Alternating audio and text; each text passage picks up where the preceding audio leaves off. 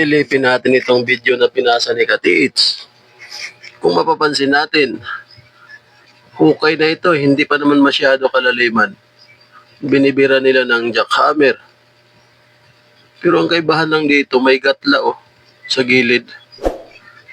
Parang pinatong na bato. Ayan siya.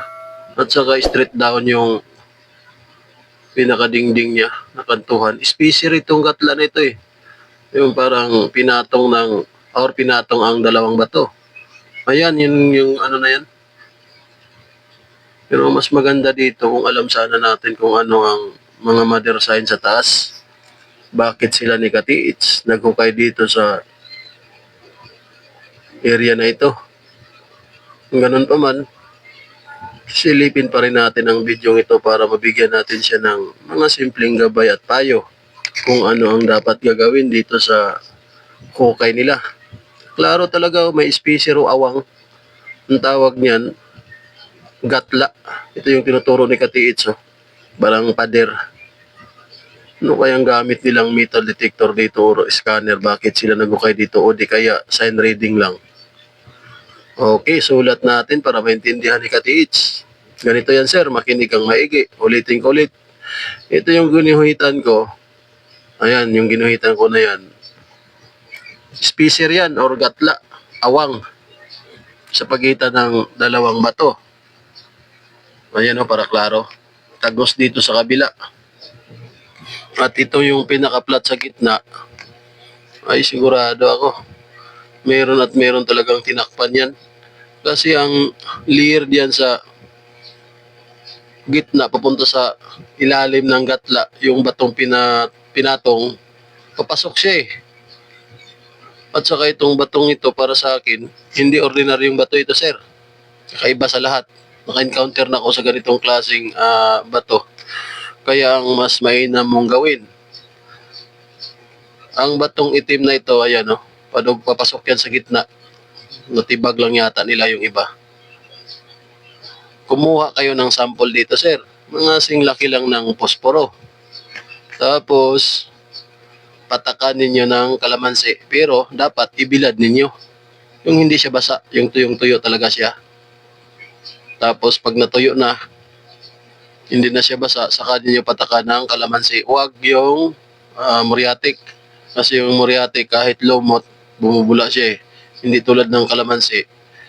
Pag simento talaga siya, bubula siya. Kaya yun ang number 1 na may payo ko sa inyo. At saka kung mainam, dapat may metal detector kayo Katiits or sir. Para kung sakaling may mga target dito siniksik sa parang dingding na ito, yung mga tipong enclosed rock treasure, malalaman ninyo na may target dito sa gilid niya. Yan ang mapapayo ko dito sa hukay ninyong ito. Kasi kung tutuusin, malaking tulong din pag may mga metal detector mga Katiits, lalo na may mga danger trap tulad ng mga bomb trap o di kaya yung mga hydrogen poison na nasa loob ng aluminum na dibote, madidetect din. At may iwasan din kasi kung may tumutunog, huwag ninyong sintruhin, pahukay sa ilalim. Dapat magilid palagi. Ayan klaro-klaro talaga na halos makapasok ang daliri niya. Para sa akin, positive ito. Pero kung gusto niyo malaman kung ano pa ang dagdag detalye dito sa hukay ninyo at ma-advise ko, dapat rin ma-review din yung mga sign sa ibabaw. Kasi isang halimbawa, may batong malaki diyan sa ibabaw, nahugis pagong na nakatingin diyan, dagdag din yun kasi nagtutugmak yung sign sa taas. At saka sa digging spot kung ano ang dapat gagawin at saka ano ang mga nakaabang sa ilalim. Layer man, mga takip, trap, at saka yung target, saan siya banda makatatagpuan. Pa-jigjag ba ang tunnel? Straight down ba? Sa side ba siya? Or may mga butas ba? Ganun lang mga Katiits. Kaya kahit sinong treasure hunter, pag hindi nila alam yung mga sign na nasa ibabaw, lalo na bihasa sa mga sign reading, hukay lang ang pinapasa ng mga kasamahan natin. Yung mga tipong tulad dito na nasa hukay lang, medyo komplikado talaga. Hindi magtutugmak or hindi talaga malalaman kung ano ang dapat or mas mainam na gagawin kasi hindi alam ang science ibabaw eh.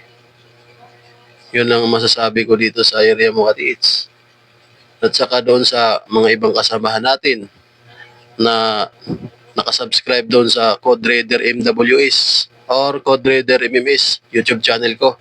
Wala na yun mga Katids. Ito na yung pinakabago kong YouTube channel. Code Raider may kanji na nakalagay sa gilid. Kanji sign of gold. Ginto na pagkasulat ng kanji. Code Raider tapos yung kanji na gold. Doon na kayo or dito na kayo mag-subscribe para doon sa mga kasamahan natin na malagdagan ng inyong kaalaman pagdating sa pagti-treasure hunting. Yun ang masasabi ko sa inyo. At saka pag nagpasa kayo doon sa mga video ninyo sa Facebook page kong Code Raider, ganun din sa Facebook page ko mga katits, Code Raider, may sign din na kanji na gold. Doon kayo magpasa ng mga video, mga picture. Bibigyan natin ng pansin yun at magagabayan ko kayo sa mga simpleng mga guide lang. Kasi video lang naman, hindi naman actual talaga. Kahit pa paano, may guide din kayo sa mga area niyo. At higit sa lahat, makaiwas ng mga trap sa ilalim. Yun ang pinaka-importante mga katits. Lalo na't malalalim na yung mga hukay ninyo. Okay, ituloy ko na lang itong video mga katits na pinasa ni Sir para mapanood ninyo. Maraming salamat and God bless you. Ayun yun eh. Dahil siya pinagubog.